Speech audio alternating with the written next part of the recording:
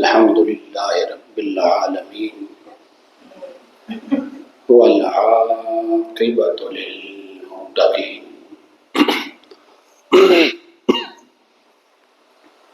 والصلاة والسلام على سيدنا ومولانا وشفيعنا وحبيبنا ورحيمنا وكريمنا ومعيننا ومغيثنا ومأوانا وملجانا سيدنا ومولانا محمد وعلى آله الطيبين الطاهرين وأصحابه الهادين المهديين وأولياء أمته وعلماء ملته وسائر أمته أجمعين. أما بعد فأعوذ بالله من الشيطان الرجيم. بسم الله الرحمن الرحيم. سبحان الذي أسرى بعبده ليلا من المسجد الحرام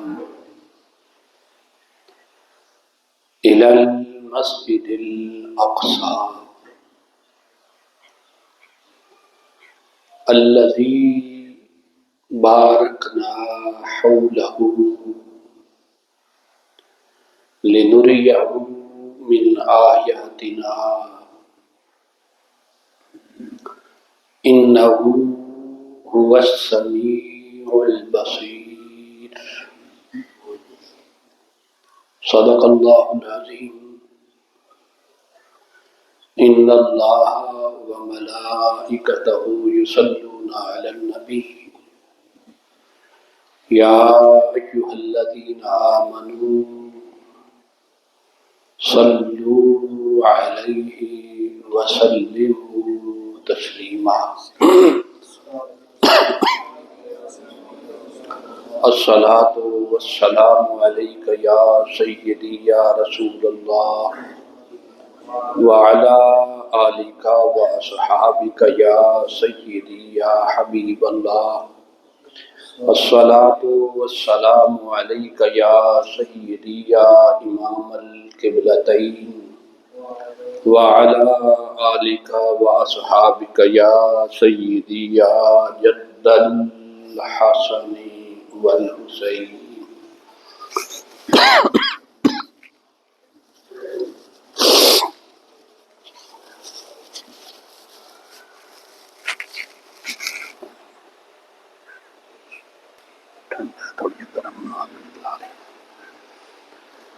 واجب الاحترام معزز محتشم سامعین حضرات،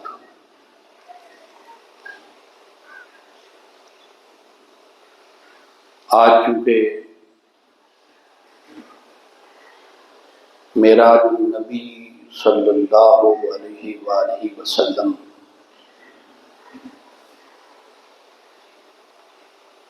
آنے والی رات ہے،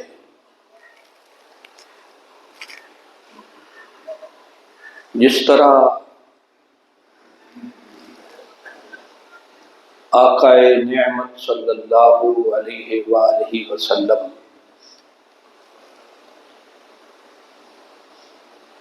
ہم سب کے لیے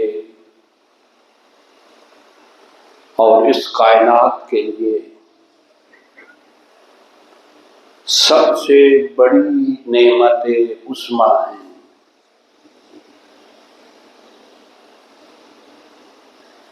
حضور علیہ الصلوۃ والسلام کے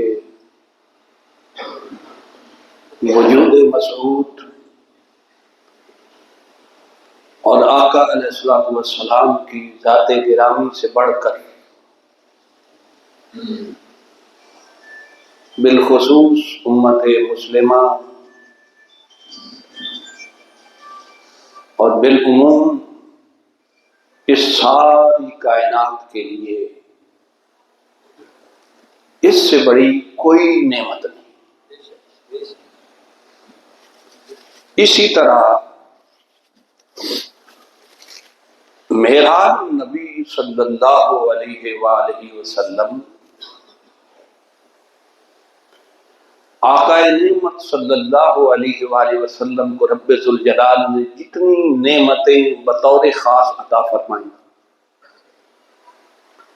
حضور علیہ الصلوۃ والسلام کے جتنے خصائص اور امتیازات ہیں،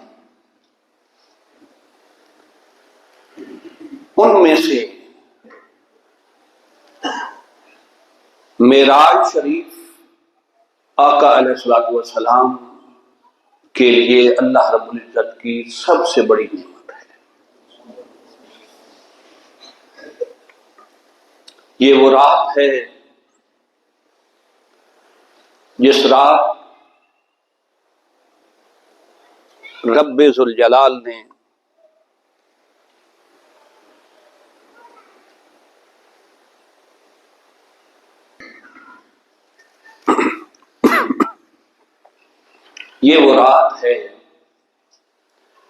جس رات رب ذوالجلال نے آقا علیہ الصلوۃ والسلام کو اپنی قربت میں بطور خاص آقا علیہ الصلوۃ والسلام کو مہمان خاص بلایا۔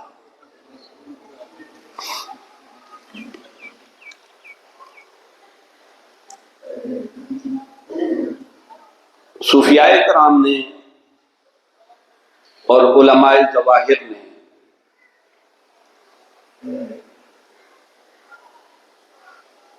معراج النبی صلی اللہ علیہ وآلہ وسلم کے 3 سٹیپس بیان کیے ہیں، 3 مراحل بیان کیے۔ جس طرح حضور علیہ الصلوۃ والسلام کی شانیں ہیں، ان کے مطابق مراحل بھی معراج کے 3 ہیں۔ سبحان الذی اسری بعبدہ لیلا من المسجد الحرام الی المسجد الاقصی، یہاں تک رب ذوالجلال نے معراج النبی صلی اللہ علیہ وآلہ وسلم کا پہلا مرحلہ اور سٹیپ بیان کیا ہے، یعنی حضور علیہ الصلوۃ والسلام کا حرم کعبہ سے یا حضرت ام ہانی کے گھر سے حضور علیہ الصلوۃ والسلام کا اپنے سفر کا آغاز کرنا اور مسجد اقصی تک تشریف لے جانا، یہ معراج النبی صلی اللہ علیہ وآلہ وسلم کا پہلا مرحلہ ہے،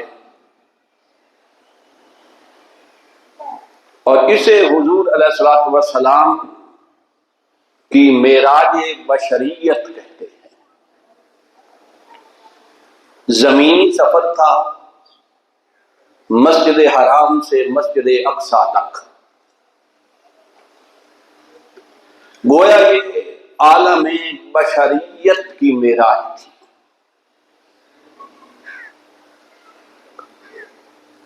اور اس سے آگے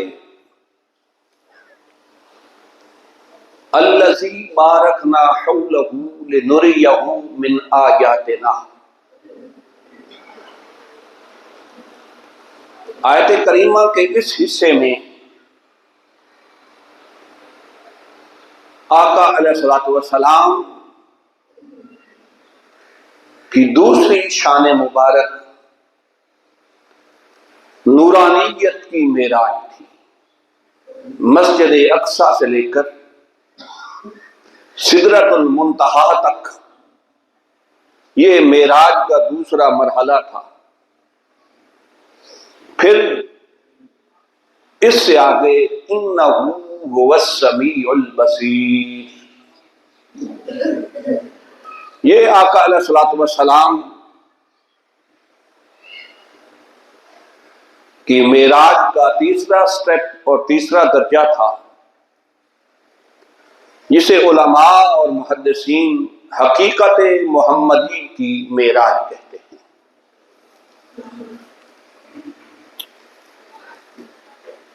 ہم آج کی اس گفتگو میں تھوڑا تھوڑا تینوں سٹیپس کو لے کر اس پر مختصر گفتگو کریں گے۔ آقا علیہ الصلوۃ والسلام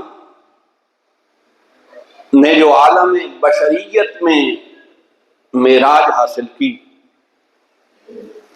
مسجد اقصیٰ سے تک، مسجد حرام سے لے کر مسجد اقصیٰ تک، جب اس سفر کا آغاز ہوتا ہے تو رب ذوالجلال اس سفر کا آغاز لفظ سبحان سے کرتا ہے۔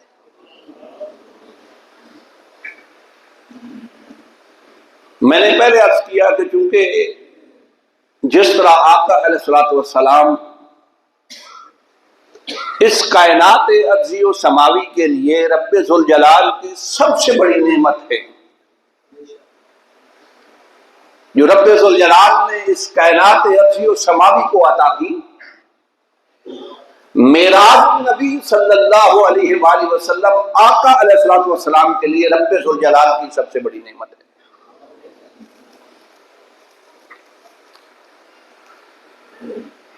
لفظ سبحان کے بہت سارے مفاہیم اور بہت ساری اس کی حکمتیں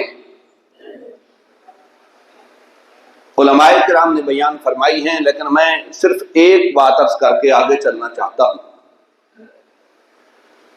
کہ رب ذوالجلال نے یہاں لفظ سبحان سے آغاز کیا ہے، لفظ سبحان سے آغاز کیا ہے، اور لفظ سبحان جو ہے یہ اللہ کی صفات میں سے اس کی ایک صفت ہے۔ ہم نماز میں بھی پڑھتے ہیں سبحان ربی العظیم، سبحان ربی الاعلی، تو یہ صفات باری تعالیٰ میں سے ایک صفت ہے۔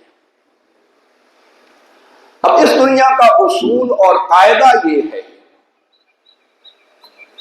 کہ جب کسی شخص کے متعلق کوئی واقعہ آپ بیان کرنا چاہیں تو اصول اور ضابطہ یہ ہے کہ آپ اس شخص کے نام سے اس واقعہ کو شروع کرتے ہیں، چونکہ جس سے متعلق واقعہ ہے ظاہر ہے اسی کا نام لیا جائے گا۔ مگر معراج نبی صلی اللہ علیہ وآلہ وسلم کے واقعہ کا جب رب ذوالجلال آغاز کرتا ہے تو حضور علیہ الصلوۃ والسلام کے کسی ذاتی یا صفاتی نام سے اس واقعہ کا آغاز نہیں کیا جاتا، بلکہ رب ذوالجلال اپنے صفاتی نام سے اس واقعہ کا آغاز کرتا ہے۔ سبحان اللہ، سبحان اللہ۔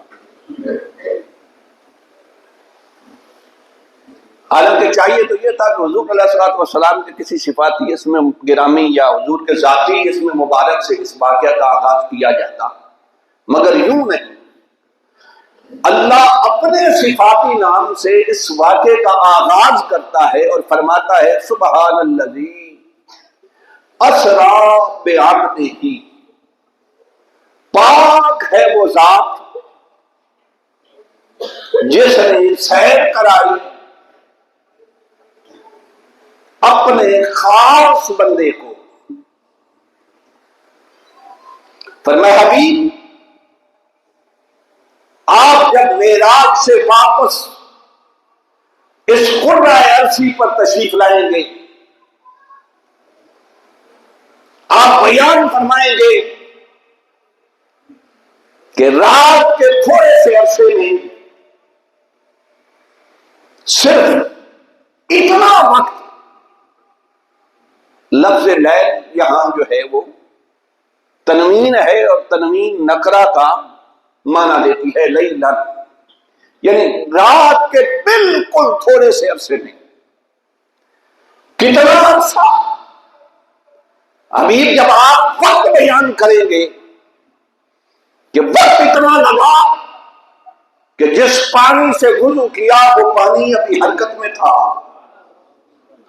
جس بستر سے اٹھے وہ بستر ابھی گرم تھا، ٹھنڈا نہیں ہوا تھا، جیسے کنڈی کھولی وہ دروازے کے ساتھ کنڈی ابھی اسی طرح حرکت میں تھی۔ آپ مسجد حرام سے چلے، راستے میں موسیٰ علیہ السلام سے ملاقات کی، پھر مسجد اقصیٰ میں جملہ انبیاء کو جماعت کروائی، پھر ساتوں آسمانوں کے فاصلے طے کیے، سدرۃ المنتہا تک پہنچے، پھر سدرۃ المنتہا سے آگے بقعہ نور میں پہنچے، پھر مقامی ساری منزلیں ختم ہو گئی، آپ مقامی منزلوں میں مسافر ہوئے، پھر آپ مقامی ادنا تک پہنچے، رب جلال سے ملاقات بھی کی، اور پھر جب وادی مکہ میں دوبارہ تشریف لائے تو وقت اتنا گزرا تھا، پانی ابھی حرکت میں تھا، بستر بھی گرم تھا، کنڈی ابھی ہل نہیں تھی، نظام کائنات رکا ہوا تھا۔ کون مانے گا کہ ہم میں سے ہی ایک بچہ وہ دلہے اتنا سفر کہ عقل کے گھوڑے اور شعور کی ساری منزلیں حیرت صدا ہو کے خاموش ہو جائیں، عقل دیتا ہے حیرت میں پڑ جائے کہ ایسے تو ممکن ہی نہیں۔ تو اس کا جواب میں پہلے دے دیتا ہوں، سبحان الذی اسریٰ بعبدہ۔ بھائی یہ نہیں کہ میرا حبیب معراج پہ گیا اور تم اس کی استطاعت اور قوت کا اندازہ اپنی عقل سے لگانا شروع کر دو کہ ایک مشرق ایسے سفر کر سکتا ہے۔ اس کا جواب میں پہلے دے دیتا ہوں کہ میں وہ ذات ہوں جو ہر عیب سے پاک، ہر کمی اور کوتاہی سے پاک۔ میرے حبیب صرف گئے نہیں، میں لے کے گیا ہوں اپنی قوت، طاقت اور قدرت کے ساتھ۔ اب اگر کسی کو میرے حبیب کے سفر علوم پر اعتراض ہو تو اعتراض میرے حبیب پہ نہ کرے کہ یہ نہیں کر سکتے، بلکہ اعتراض کرے تو میری قدرت پر کرے کہ میں اپنی قدرت کے ذریعے یہ سفر طے کروا سکتا ہوں یا نہیں طے کروا سکتا، یہ سفر طے کروا سکتا ہوں یا نہیں طے کروا سکتا۔ اس لیے فرمایا سبحان الذی، میں وہ ذات ہوں جو ہر کمی، ہر کوتاہی، ہر عیب سے پاک ہوں۔ اگر کسی کو میرے حبیب کے اس بات پر اعتراض ہو تو میرے حبیب کی ذات گرامی پہ اعتراض نہ کرے، بلکہ میری قدرت کاملہ پر اعتراض ہے کہ میں رب ہو کر، قادر اور قدیر ہو کر ایسا کر سکتا ہوں یا نہیں کر سکتا۔ فرمایا سبحان الذی اسریٰ بعبدہ لیلا من المسجد الحرام الی المسجد الاقصی۔ میں نے تو رات کے اتنے سارے عرصے میں جس کا تم تصور بھی نہ کر سکو، اور یہ جو بیان کیا گیا ہے روایات میں، بسترا گرم تھا، بھی پانی جوش میں تھا، کنڈی حرکت میں تھی، یہ بھی صرف تمثیل ہے سمجھانے کے لیے، ورنہ قرآن تو کہتا ہے نہیں نہ پوری رات کی گھڑیاں تقسیم کر کے تقسیم کر کے جو سب سے ادنا وقت بنتا ہے، سب سے کم وقت بنتا ہے، اس وقت میں نے معراج کروائی۔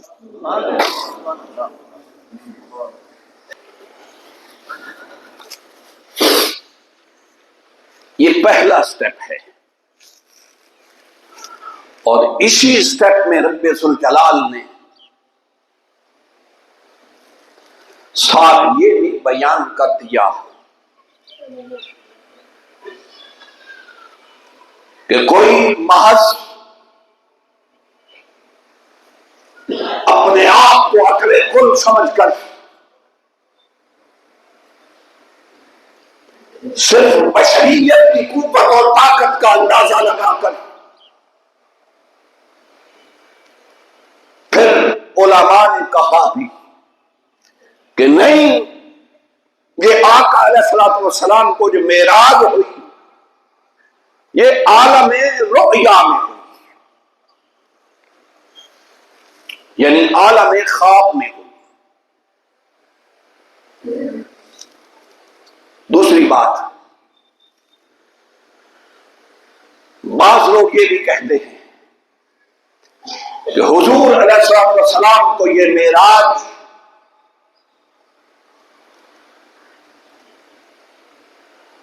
یہ جسم کے ساتھ نہیں، صرف روح کے ساتھ ہوئی۔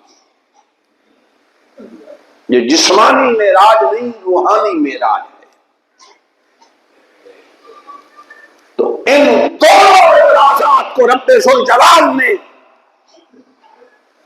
اسی عالم بشریت کی معراج کو بیان کر کے دونوں اعتراضات کا کلا کما کر دیا۔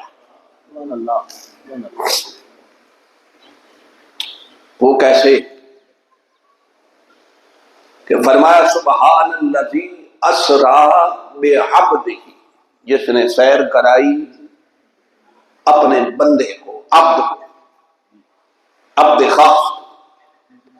اب عبد جو ہے نہ یہ صرف روح کو کہتے ہیں نہ صرف جسم کو کہتے ہیں۔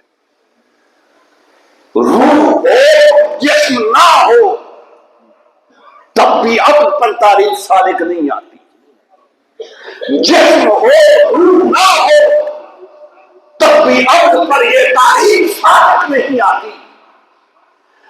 عبد روح اور جسم کے مرکب کو کہتے ہیں بندہ، یہ روح اور جسم کا مرکب ہے۔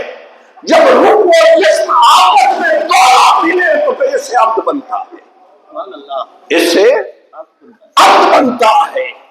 اس لفظ عبد کے بیان کے ساتھ رب ذوالجلال نے فرمایا او نادانو، تم کس مغالطے میں پھرتے ہو؟ میں نے لفظ عبد کے ساتھ بھی سارے تمہارے اعتراضات ختم کر دیے کہ میں نے حبیب کو معراج عطا کی، یہ جسمانی معراج بھی تھی اور روحانی معراج بھی تھی۔ مسجد حرام سے لے کر مقام ادنا تک آقا علیہ الصلوۃ والسلام اپنے جسم مبارک اور روح مبارک دونوں کے ساتھ تشریف لے گئے۔ پھر ایک بات اور عرض کر دوں، اس پر کسی کو اعتراض نہیں، اہل اسلام کا ہر مکتبہ فکر اس پر متفق ہے کہ آقا علیہ الصلوۃ والسلام نے مسجد اقصی میں انبیاء کو جماعت کروائی، جماعت کروائی، نماز پڑھائی۔ عقل کے اندھوں سے کوئی یہ پوچھے کہ نماز روحانی عبادت ہے یا جسمانی عبادت ہے، کوئی یہ کہے آپ کو، آج کل سستے بازاری پیر بھی بہت سارے مل جاتے ہیں، کوئی یہ کہے کہ میں کھانا تو یہاں تناول فرماتا ہوں مگر نماز میں ہر روز مدینہ شریف جا کے پڑھتا ہوں، آپ مان لیں گے؟ نہیں مان سکتے۔ اس لیے کہ نماز روحانی عبادت نہیں، یہ جسمانی عبادت ہے۔ نماز جسم کے ساتھ ادا کی جاتی ہے، قیام، رکوع، سجود، یہ ساری چیزیں ارکان صلاۃ جو ہیں یہ جسم کے ذریعے ادا کیے جاتے ہیں۔ تو آقا علیہ الصلوۃ والسلام نے جب مسجد اقصی میں 1,24,000 انبیاء کرام کی قطار کو جماعت کروائی، یہ اس بات کی بجن دلیل ہے کہ یہ معراج صرف روحانی نہیں، جسمانی معراج ہے۔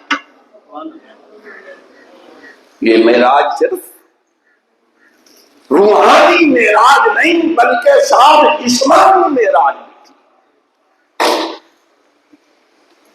اب اگلے سٹیپ کو ہم نہیں چھیڑیں گے، اسی پہ بات کر لیتے ہیں کیونکہ وقت دامن میں گنجائش نہیں۔ اگلا سٹیپ اگلے جمعۃ المبارک سے شروع کریں گے۔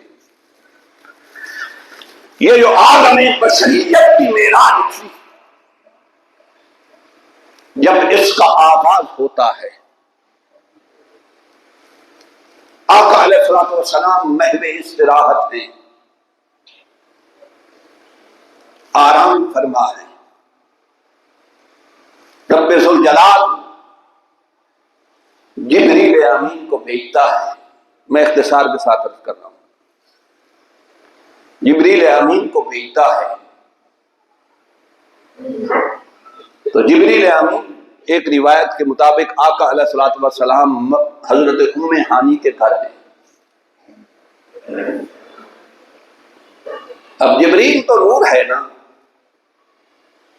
اسے تو دروازے بند ہوں تب بھی حاجت نہیں، دروازے کھلے ہوں تب بھی حاجت نہیں داخل ہونے کی۔ تو آقا علیہ الصلوۃ والسلام استراحت فرما ہے، جبریل حاضر ہوتا ہے اور آداب کیسے سکھا کے بھیجا جاتا ہے۔ رب ذوالجلال نے فرمایا جبریل، یہ جو تیرے کافوری ہونٹ ہیں نا، ٹھنڈے کافور کی طرح، یہ پتہ ہے میں نے کس لیے بنائے تھے؟ یہ کس لیے تخلیق کیے تھے؟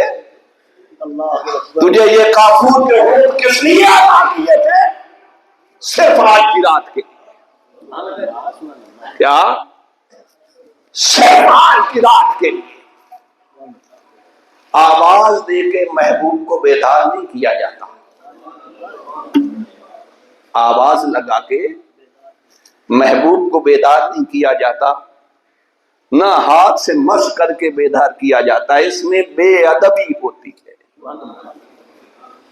تو بیدار کیسے کرنا ہے؟ فرمایا جبریل جا، اور جیسے میرا محبوب استراحت فرما ہے، آرام فرما ہے، تو نے بس اتنا کرنا ہے کہ یہ جو تیرے کافوری ٹھنڈے ہونٹ ہیں نا، یہ جا کے میرے حبیب کے تلووں سے مس کرنے۔ بیدار کرنے کا طریقہ دیکھیے۔ اے محلے کا پنڈ کا کوئی چودھری کسی غریب کو بلائے نا، اور وہ اپنا کوئی بندہ بھیجے تو جا کر پاؤں کی ٹھوکر سے دروازہ کھولتا ہے، میں چودھری کا بندہ ہوں، نمبردار کا بندہ ہوں، فلاں وزیر کا بندہ بھیجا ہوں، تو یہ کیا بات کیا ہے؟ یارو آقا علیہ السلام محبوب ہیں، رب ذوالجلال خالق ہے، مگر خالق بھی جب اپنا فرشتہ دیکھتا ہے، اپنا پیغام دیکھتا ہے بلانے کے لیے، کہتا نہیں، آداب ہاتھ سے نہ جائے، بے ادبی نہ ہو جائے، نہ دروازہ کھٹکھٹانا ہے، نہ آواز دینی ہے، نہ ہاتھ سے اعلان کرنا ہے، بس پاؤں کے بوسے دینے ہیں، تلووں کے بوسے دینے ہیں۔ یہ انہوں نہ ایک اللہ چنگیاں لگے نہ لگے۔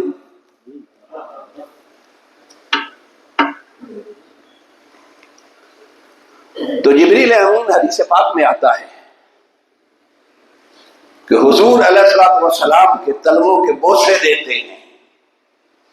پہلی بار بوسہ دیتے ہیں تو میرے آقا یوں اپنی چشمان مبارک کھولتے ہیں پھر بند کر لیتے ہیں. سبحان اللہ سبحان اللہ. جیسے کوئی گہری نیند میں لیٹا ہے، بس ایسے ہلکی سی آنکھ کھلتی ہے پھر بند کر دیتے ہیں. کچھ دیر ٹھہر کے جبریل پھر بوسہ دیتا ہے. حضور بس یہ ناز کی باتیں ہیں نا. حضور پھر اپنی آنکھ کھولتے ہیں پھر بند کر لیتے ہیں. اچھا یار مجھے بتاؤ، حضور کو اتنا بھی پتہ نہیں تھا کہ جبریل آیا ہے تو رب نے ہی بلایا ہے نا. ایک کوئی چھوٹا موٹا سنیا سی، جبریل جو آیا ہے تو رب نے ہی بلایا ہے نا. پھر اپنی چشمان مبارک بند کر لیتے ہیں. تیسری دفعہ میرے آقا پھر اپنی چشمان مبارک جب کھولتے ہیں جبریل بوسہ دیتا ہے. اب تیسری بار جا کے پوچھتے ہیں جبریل کیسے آنا ہوا. شاید میں آپ تک پہنچا نہیں سکا یا آپ اس بات کی نزاکت نہیں سمجھ سکے. دو دفعہ پوچھا بھی نہیں پھر آپ نے بند کر دی، اور تیسری دفعہ پوچھا اچھا کیوں آیا ہے. عرض کی یا رسول اللہ، اللہ اکبر، آج رات تو رب آپ کے دیدار کا مشتاق ہے، ملاقات کا مشتاق. بے شک رب ذوالجلال وہ نگاہ کائنات کے کرتا ہے. ایسا نہیں کہ یہاں میرے آقا رب کی نگاہ قدرت میں نہیں تھے، بلکہ وہ کہتا ہے الذی یراک حین تقوم ویراک بالساجدین. حبیب میں تو تجھے اس محبت کی نگاہ سے دیکھتا ہوں کہ تو آدم علیہ السلام کی پشت میں تھا تو میری نظر آدم کی پشت پہ. سبحان اللہ سبحان اللہ. تو حضرت حوا کے بدن مبارک میں تھا تو میری نگاہ محبت حضرت حوا کے بطن مبارک پہ. سبحان اللہ. تو جن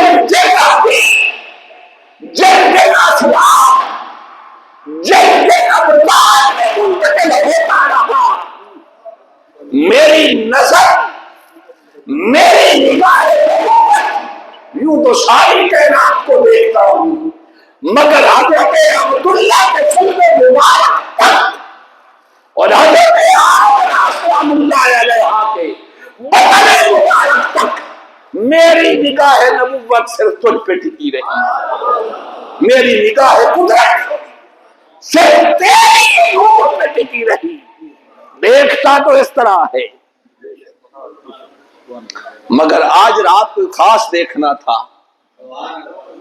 دیکھ مکہ میں بھی سکتا تھا، دیکھ مدینہ میں بھی سکتا تھا، مگر فرمایا حبیب یہ محبت کی ملاقات کوئی اور چیز ہی ہوتی ہے. دیکھ تو وہاں بھی سکتا ہوں، پر آج ایسے دیکھنا چاہتا ہوں کہ تو میرے اتنا قریب ہو، اتنا قریب ہو کہ مکانات اور امکانات کی ساری منظریں نیچے رہ جائیں، بس ایک تو ہو اور ایک میں. آج کی رات صرف اس لیے بلایا ہے. سبحان اللہ سبحان اللہ. اور پھر یارو دیکھیے قرآن تو کہتا ہے اللہ الصمد، سب کو آتی ہے، سورہ اخلاص تو سب کو آتی ہے نا. اللہ الصمد تسی کو پاکستان دے پرانے وزیر تو نہیں بھی تانوں سورہ اخلاص ہی نہ آوے. اللہ الصمد، اللہ بے نیاز ہے، اور شان بے نیازی یہ صرف رائے کی ذات کو ہے. بھئی بندہ تو ہر حال میں نیاز مند ہے اپنے رب کا، اور بندے کی شان یہ ہے کہ وہ ہمیشہ اللہ میں نیاز مند رہے، جبھی سر چلتا رہے، سر جھکائے رکھے، مگر میرے مالک تو بے نیاز اللہ الصمد، یہ تیرا نیاز مند بندہ، تیرا حبیب آج رات کو قانون بدلے بدلے نہیں لگتے، چاہیے تو یہ تھا کہ تیری شان بے نیازی ہے، حبیب تیرے انتظار میں ہوتا، سبحان اللہ، ہائے ہائے، نیاز مند بندہ تیرے دیدار کا منتظر ہوتا۔ کوئی آج کوئی قانون بدلے بدلے نہیں لگتے سبحان اللہ، کہ تو بے نیاز ہو کے انتظار میں ہے، اور وہ نیاز مند بندہ ہو کے دو بار آنکھ کھلی پوچھا ہی نہیں کیسے آئے۔ سبحان اللہ، سبحان اللہ، نعرہ تکبیر، نعرہ رسالت، نعرہ رسالت، نعرہ تحقیق، نعرہ حیدری۔ تیسری بار پوچھا جبریل کیسے آیا۔ آج رات اللہ سے ملاقات کا مشتاق ہے، تو میرا نبی صلی اللہ علیہ وسلم یہ وہ شکل ہے جس میں، چھوڑے مولویوں کی باتیں، جس میں بندہ نیاز مند محبت کی آگوش میں بے نیاز نظر آتا ہے، اور بے نیاز آج اس نیاز مند بندے کا منتظر نظر آتا ہے۔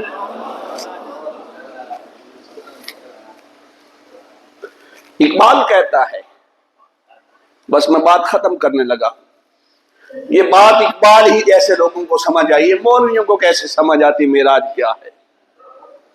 اقبال کہتا ہے، عبد دیگر عبد ہو چیزیں دیگر است۔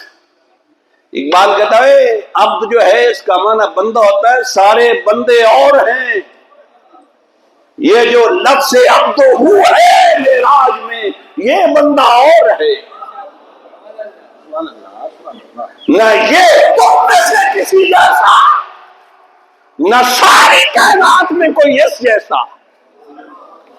عبد دیگر عبد ہو چیزیں دیگر است۔ کسی نے پوچھا اقبال یہ تو نے کیسے کہہ دیا کہ ساری کائنات نہ اس جیسی، نہ یہ اس کائنات جیسا، یہ عبد ہو ہے وہ عبد ہے، کیوں؟ اقبال کہتا ہے وہ سراپا انتظار ای منتظر است۔ سبحان اللہ، اقبال کہتا ہے ساری کائنات تو اس کی رب کی منتظر ہے نا، وہ سراپا انتظار، ساری کائنات رب کی منتظر، اور رب اس کا منتظر، سبحان اللہ، سبحان اللہ، ساری کائنات رب کا انتظار کرتی ہے۔ اقبال کہتا ہے ستائش کی رات رب اس کا منتظر نظر آتا ہے۔ سبحان اللہ، حق ہے، سبحان اللہ، کہتا ہے عبد دیگر عبد ہو چیزیں دیگر است، ما سراپا انتظار ہی منتظر است۔ ہم سب لوگ اس کے منتظر، اس کے انتظار میں، کب کوئی ایک جھلک نصیب ہو جائے، ساری زندگی کے سجدوں کا، ساری زندگی کی عبادت کا، بس اس کی ایک جھلک کا ثمر مل جائے، اور ایک وہ عبد ہو ہے کہ رب اس کا منتظر ہے، جبریل کو کہتا ہے جا لے کے آ، آج میں اس کا منتظر ہوں جس کا انتظار ساری کائنات کرتی ہے۔ ما سراپا انتظار وہ منتظر است۔ انشاءاللہ اگلے جمعۃ المبارک سے ہم مرحلہ وار اس پر گفتگو کریں گے، دوسرے مرحلہ کا آغاز کریں گے۔ رب ذوالجلال کے حضور دعا ہے کہ رب ذوالجلال ہمیں اس بابرکت رات میں حضور علیہ الصلوۃ والسلام کے ردن انور کی کچھ خیرات نصیب فرمائے۔ کوشش بھی کیجئے گا، مانگنے کے لیے جھولی بھی آج رات پھیلائیے گا۔ یہ وہ رات ہے جس رات مصطفیٰ کو نوازا جاتا ہے، تو ان انعامات میں سے، ان اکرامات میں سے، ان سعادتوں اور برکتوں میں سے رب ذوالجلال ہمیں بھی ضرور حصہ عطا فرمائے گا۔ وآخر دعوانا ان الحمد للہ رب العالمین۔